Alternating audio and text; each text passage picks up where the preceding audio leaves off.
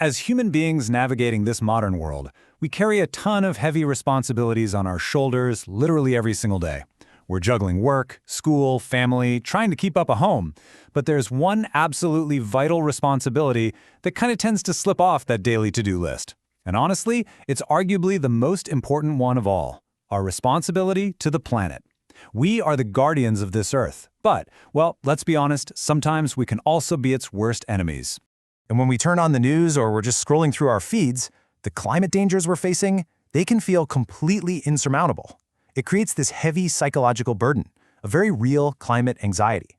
You might look at the massive scale of global emissions and wonder, does my personal effort even matter? Like, is making a change in my own daily routine just a drop in the bucket compared to these massive global challenges we're up against? Okay, let's dive into this. The ultimate antidote to all that climate despair is simply this: collective action can make a much bigger difference than you think. And where does that collective action actually begin? Right locally. It begins with you. Protecting Mother Earth doesn't always mean you have to solve the entire global crisis single-handedly. It starts right at home, in your own community. So, to get a handle on this, we'll be looking at 5 spheres of influence. We've got 1, the power of local action; 2, greening your home habits; 3, engaging with your neighborhood; 4, investing in your community; and 5, making your voice heard. Instead of just giving you a random list of tips, we're going to take a structured journey, starting from inside your home and expanding outward. Let's start with Section 1, Greening Your Home Habits, starting in your own living room. Now, approximately 71% of the Earth's surface is water, and because it's seemingly everywhere, especially if you live in a community where you can just turn on a tap, we tend to think of this precious, life-giving H2O as a limitless, free resource. But it is definitely not. Conserving fresh water is one of the most immediate, practical ways you can support the environment. Now, what's really interesting about this slide is the sheer scale of the waste happening right in our own front yards. Upwards of 30% of our precious drinking water is used on lawns and gardens. And the truly shocking part? A huge chunk of that is just completely wasted through overwatering. That's a lot of perfectly good drinking water literally going down the drain. But hey, the solutions here are incredibly straightforward. To stop that lawn waste, you might want to look into planting native succulents instead of thirsty grass. And definitely make sure your sprinklers are actually watering the lawn, not just washing the concrete sidewalk. Inside the house, it's the simple stuff. Fix those leaks immediately. Try to keep your showers under 10 minutes, and simply turn off the faucet while you're brushing your teeth. Small habits, massive water savings. Beyond water, we really have to look at our stuff. Our high-waste consumerist culture is absolutely doing a number on the planet. We are constantly in search of the newest items, right? Single-use plastics, fast fashion, the latest gadgets. But contrast that with sustainable alternatives. Things like reusable glass containers, high-quality thrifted vintage clothing, refurbished electronics.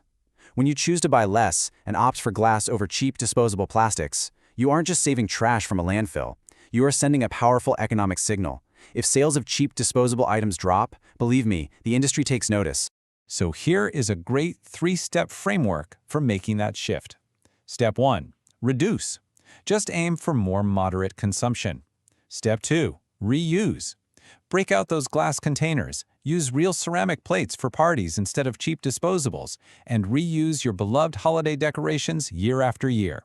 And step 3, repair. Instead of tossing clothes, take them to a tailor. Or better yet, maybe teach yourself to fix things. It could be a fun new hobby, just like our ancestors did. When we repair instead of replace, we preserve resources and stop factories from constantly churning out new items and releasing harmful chemicals. While we're still inside the house, we absolutely can't forget energy. A massive portion of greenhouse gas emissions comes from heating and air conditioning. Try just opening the windows for a cool breeze, or throw in a cozy sweater when it gets a bit chilly inside. You can improve your home's insulation, and if you can, definitely look into solar panels. Oh, and here's a great practical tip. Wash your clothes in cold water instead of hot. It uses a fraction of the energy. And fun fact, it's actually much better for maintaining the colors of your clothing anyway. Let's move to and see how this builds. Section 2, engaging with your neighborhood, stepping out your front door. Taking care of your environment can be wonderfully old-fashioned. If you see trash on the side of the road, at the park, or on the beach, just pick it up. A brilliant way to make this effortless is to make it a habit to bring a small bag with you on your regular walking or exercise routine. You could even organize a town-wide cleanup. Not only does this leave the planet a little better than you found it, but it's a fantastic way to meet like-minded folks in your area. But then, what do we do with the waste we actually generate? The simple truth is, anything you throw in the trash can sits in a landfill or an ocean, potentially for years. So proper disposal is absolutely critical. Start composting your food scraps to drastically reduce household waste. For tricky items, batteries, electronics, find the special drop-off locations in your town.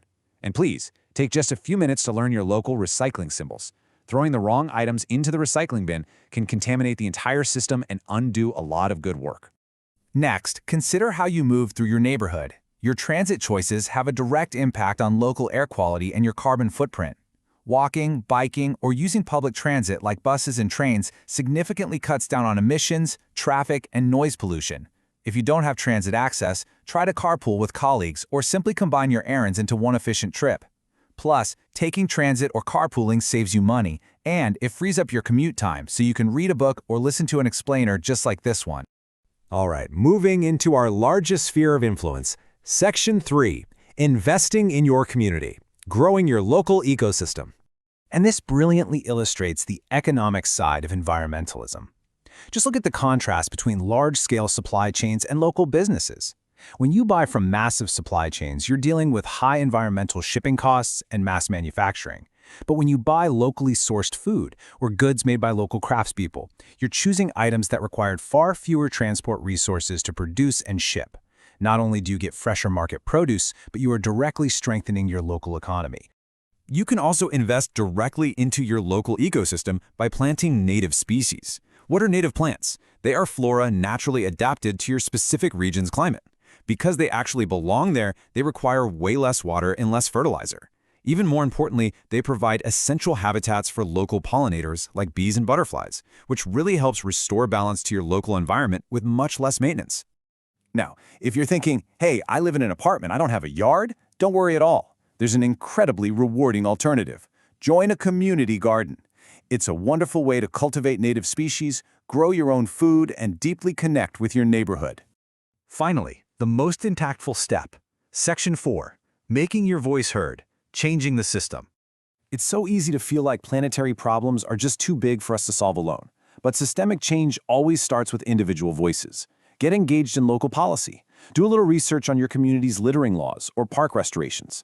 Educate yourself on new resolutions. Attend your local council meetings and speak up on things like carbon emission guidance. Remember, leaders listen when communities speak up together. So the crucial point is this. We are all in this together. Your individual voice matters. Your daily habits matter. When combined with the voices of your neighbors, you have the collective power to build a better environment for everyone.